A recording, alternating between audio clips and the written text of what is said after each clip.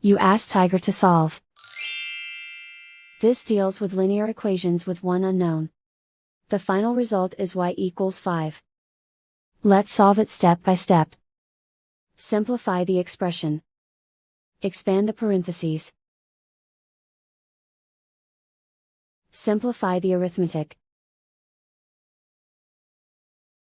Group all constants on the right side of the equation. Subtract 72 from both sides. Simplify the arithmetic.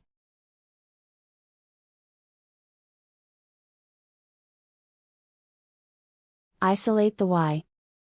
Divide both sides by 9. Simplify the fraction. Find the greatest common factor of the numerator and denominator. Factor out and cancel the greatest common factor.